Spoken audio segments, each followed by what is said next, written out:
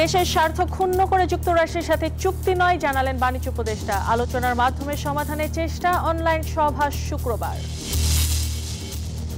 NGO এবং corporate প্রতিষ্ঠানের মতো দেশ চালালে বিপর্যয় হবে, পিআরআই সেমিনারে জানালেন বক্তারা। ডলারের দাম নিয়ন্ত্রণের সমালোচনা। পরিবেশ বান্ধব চামড়া ও চামড়াজাত পণ্য উৎপাদনের তাগিদ শিল্প উপদেষ্টা। নবম বাংলাদেশ লেদার ফুটওয়্যার অ্যান্ড এক্সপোর উদ্বোধন।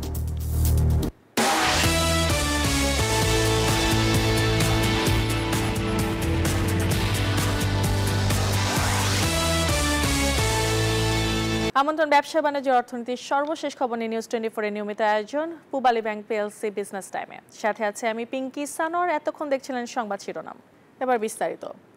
দেশের স্বার্থ ক্ষুণ্ণ করে যুক্তরাষ্ট্রের সাথে কোনো চুক্তি করবে না বাংলাদেশ, তবে আলোচনার মাধ্যমে সংকট সমাধানের চেষ্টা করা হবে।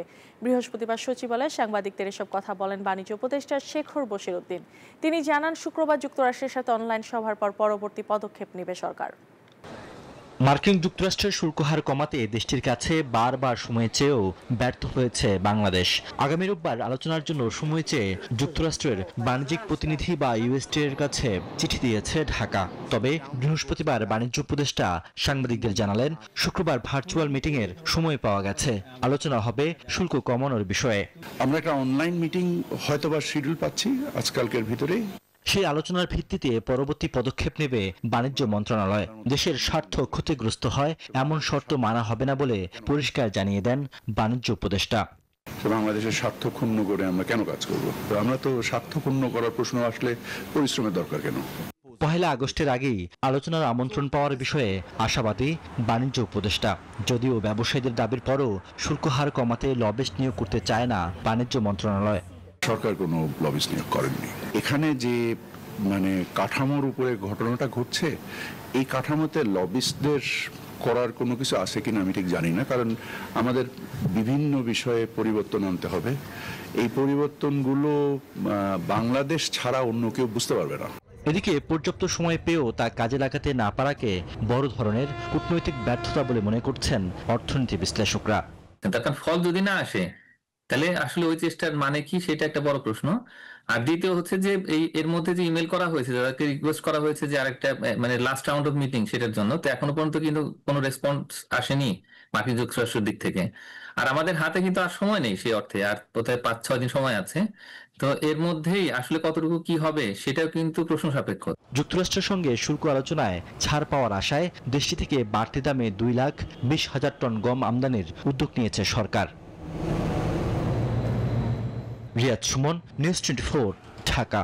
এনজিও এবং কর্পোরেট প্রতিষ্ঠানের মতো করে দেশ চালালে বিপর্যয়ের শঙ্কা আছে বলে মন্তব্য করেছেন বিএনপি নেতা ডক্টর আব্দুল মঈন খান। বৃহস্পতিবার রাজধানীর বনানীতে পিআরআই আয়োজিত এক সেমিনারে তিনি এমন মন্তব্য করেন। এ সময় বাজার ভিত্তিক ঘোষণা দিয়েও ডলারের দাম নিয়ন্ত্রণের সমালোচনা করেন তিনি আরও বলেন, টাকাকে শক্তিশালী করলে সরকারি লাভবান হবে, এতে করে ঋণ পরিশোধ সরকারের সক্ষমতা বাড়বে। গত 1 বছরে খাদের কিনারা থেকে টেনে তোলা গেলেও এখনো স্বস্তি ফেরেনি দেশের অর্থনীতিতে। প্রবাসী আয়ে ভর করে রিজার্ভ বাড়লেও স্থবির হয়ে আছে বিনিয়োগ ও কর্মসংস্থান। প্রবৃদ্ধিতেও ধীরগতি। তার উপর যুক্তরাষ্ট্রের শুল্ক নীতি হুমকিতে ফেলেছে রপ্তানিকে। এমন পরিস্থিতিতে দেশের সামষ্টিক অর্থনীতির হালচাল তুলে ধরতেই পলিসি রিসার্চ ইনস্টিটিউটের এই আয়োজন, যেখানে সংস্থাটির চেয়ারম্যান বলেন, যুক্তরাষ্ট্রের সাথে শুল্ক নিয়ে দর কষাকষিতে দক্ষতার পরিচয় দিতে পারেনি সরকার। Competitiveness on the basis of labor intensive product is not enough. We have to get a competitive trade deal. কারণ অন্যান্য কম্পিটিটররা যদি আমাদের চেয়ে ভালো, if they get a better trade deal with the United States, our competitiveness will be undermined. এ সময় গবেষকরা তথ্যউপাত্ত দিয়ে আর্থিক খাতের নানা অব্যবস্থাপনার চিত্র তুলে ধরেন। অভিযোগ করেন, সরকার ব্যাংক থেকে ঋণ নিয়ে সুদ পরিশোধ করছে। রাজস্ব আহরণে এনবিআর এর ভূমিকা নিয়েও প্রশ্ন তোলেন বক্তারা। দরিদ্রতা বাংলাদেশে বেড়েই চলেছে। Alarmingly, the level of extreme poverty may actually go high in 2025, which is not good economics. It's better to learn from the mistake of others than committing them yourselves. So we have seen the problems of bad governance in the financial sector. I hope whoever is in charge in the future takes lessons from the past and maintains that commitment to governance in the financial sector. এ সময় আর্থিক খাত ব্যবস্থাপনায় সরকারের সমালোচনা করেন BNP নেতা ও সাবেক মন্ত্রী ডক্টর মঈন খান। বলেন, এনজিও কিংবা কর্পোরেট প্রতিষ্ঠানের মতো দেশ চালালে বিপর্যয় নেমে আসতে পারে। If you think a government should run by like an NGO, you are making a bigger blunder. Because NGO's policies and objectives, the corporate bodies, business houses' policies and objectives are totally different from the government's. তিনি বলেন, BNP সংস্কারের বিরোধিতা করছে, এমন অপপ্রচার চালানো হচ্ছে যা সঠিক নয়। হোসেন শাহাদাত, নিউজ 24, ঢাকা। পরিবেশ বান্ধব চামড়া ও চামড়াজাত পণ্য উৎপাদনে গুরুত্ব দেওয়ার আহ্বান জানিয়েছেন শিল্প উপদেষ্টা আব্দুল রহমান খান। বৃহস্পতিবার বসুন্ধরা আন্তর্জাতিক কনভেনশন সিটি ICCB-তে 3 দিন ব্যাপী নবম বাংলাদেশ লেদার ফুটওয়্যার অ্যান্ড এক্সপোর উদ্বোধনী অনুষ্ঠানে এই আহ্বান জানান তিনি। বসুন্ধরার ICCB-তে শুরু হয়েছে দেশের চামড়া ও ফুটওয়্যার শিল্পের সবচেয়ে বড় প্রদর্শনী নবম Bangladesh leather footwear and expo. চামড়াজাত পণ্য উৎপাদনে ব্যবহৃত আধুনিক যন্ত্রপাতি, কাঁচামাল, রাসায়নিক কম্পোনেন্ট ও আনুষঙ্গিক সামগ্রী প্রদর্শনীতে অংশ নিয়েছে দেশীয় উদ্যোক্তা সহ 14টি বিদেশি প্রতিষ্ঠান। The purpose came here, we want to looking for the customers in Bangladesh. We want to explore these markets. প্রদর্শনীর মাধ্যমে আমাদের চামড়া খাত যে সেক্টরটা আরো উন্নয়ন হবে। এই এক্সপোর মাধ্যমে নতুন প্রযুক্তি ও উদ্ভাবন তুলে ধরার পাশাপাশি ব্যবসায়িক সম্পর্ক তৈরি ও পণ্য বিনিময়ের সুযোগ তৈরি হবে বলে আশা করছেন আয়োজকরা। আমাদের যে চামড়া ইন্ডাস্ট্রি পল্লী আছে, সেখানে আমাদের একটি R&D সেন্টার প্রয়োজন। আমাদের চামড়া নিয়ে গবেষণা এবং নতুন নতুন আর্টিকেল তৈরির জন্য হেয়ারের যে শিডিউলগুলো আছে সেগুলোকে আসলে ইয়ারলি শিডিউলগুলো চেঞ্জ করে যাতে আমাদের নতুন নতুন মার্কেট আমরা ডাইভার্সিফিকেশন করতে পারি। পরিবেশ সুরক্ষায় পরিবেশ বান্ধব পদ্ধতি অবলম্বন করে চামড়া ও চামড়াজাত পণ্য উৎপাদনের উপর গুরুত্ব আরোপ করেন শিল্প উপদেষ্টা। আশা করি এই মেলার মাধ্যমে আমাদের উদ্যোক্তা, রপ্তানিকারক ও বিদেশি ক্রেতাদের মধ্যে একটি শক্তিশালী সেতু বন্ধন তৈরি হবে, যা বাংলাদেশের আন্তর্জাতিক বাণিজ্য সম্প্রসারণ ও রপ্তানি আয় বৃদ্ধির জন্য সহায়ক হবে। এই প্রদর্শনী চলবে আগামী 26 জুলাই পর্যন্ত। মরিয়ম আজিজ মরিন, নিউজ 24, ঢাকা।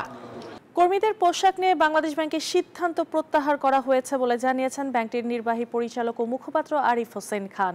বৃহস্পতিবার এক বার্তায় তিনি বলেন, বাংলাদেশ ব্যাংক কর্মরত সকল স্তরের কর্মকর্তা কর্মচারীদের সামাজিক প্রেক্ষাপট বিবেচনায় অফিস সময়ে পেশাদার ও মার্জিত পোশাক পরিধানের পরামর্শ দেওয়ার বিষয়ে স্ব বিভাগীয় সভায় আলোচনায় সিদ্ধান্ত গ্রহণ করা হয়।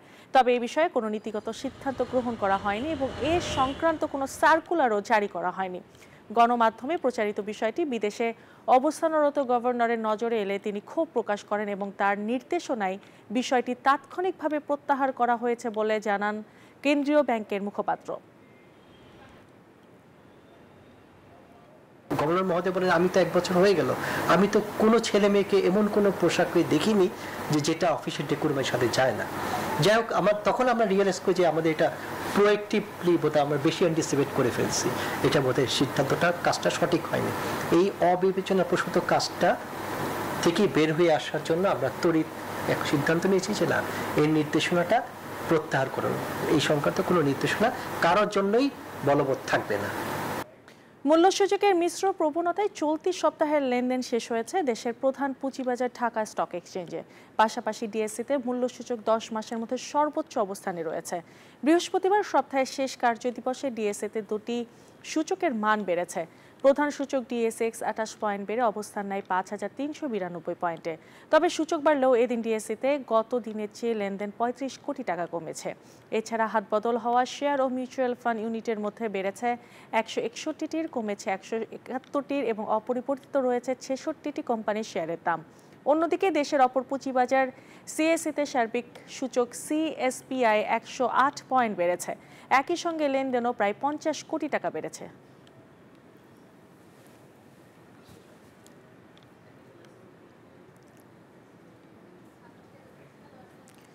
চলতি বছরের প্রথম 5 মাসে ইউরোপীয় ইউনিয়নভুক্ত দেশগুলোতে বাংলাদেশে তৈরি পোশাকের রপ্তানি বেড়েছে প্রায় 12%। ইউরোস্টেটের তথ্য অনুযায়ী জানুয়ারি থেকে মে মাস পর্যন্ত ইউরোপীয় ইউনিয়ন বৈশ্বিক বাণিজ্য থেকে 11.90% প্রবৃদ্ধি অর্জন করেছে, যা অর্থমূল্যে দাঁড়ায় 39.71 বিলিয়ন মার্কিন ডলার। দেশের পোশাক রপ্তানিতে ইউতে বৃদ্ধি পেয়েছে এই সময়কালে 9.68 বিলিয়ন মার্কিন ডলারে পৌঁছেছে, যা গত বছরের একই সময় ছিল 8.23 বিলিয়ন ডলার। এই সময়ে তৈরি পোশাক রপ্তানি 17.61% বৃদ্ধি পেয়েছে, যার পেছনে 15.08% ভলিউম বৃদ্ধির গুরুত্বপূর্ণ ভূমিকা রয়েছে।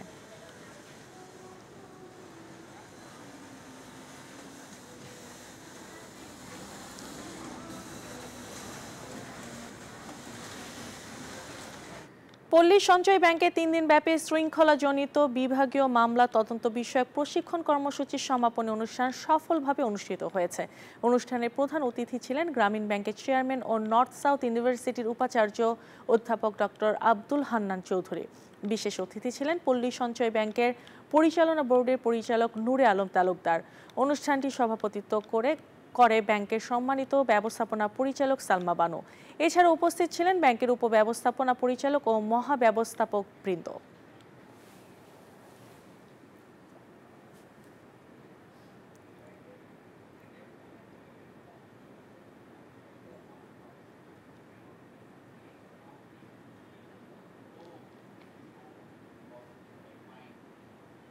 আর এই ছিল পূবালী ব্যাংক পিএলসি বিজনেস টাইমে এখনকার মতো আয়োজন। এতক্ষণ সাথে থাকার জন্য ধন্যবাদ সবাইকে।